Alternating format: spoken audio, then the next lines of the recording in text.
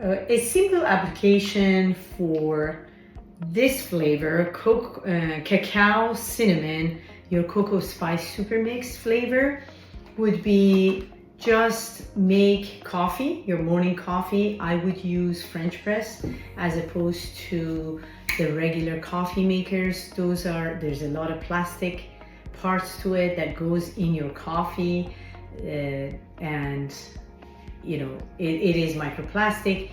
It has a lot of xenoestrogen. It's hormone disruptor. I would use a coffee that is low in acidity. It has high ORAC score and it is tested for mycotoxin.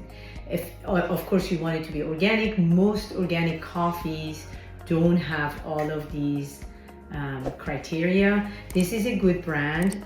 It's called Longevity Coffee. And this one, the ORAC score, meaning the antioxidant level, is higher than blueberry. It's low acidic and it is tested for mycotoxins and it's negative for it. So I would take my 1 cup of coffee, 4 ounce, and I would use 1 tablespoon of my CocoSpice mix. This flavor is good with coffee. You could use it also with hot chocolate and just mix it and enjoy it.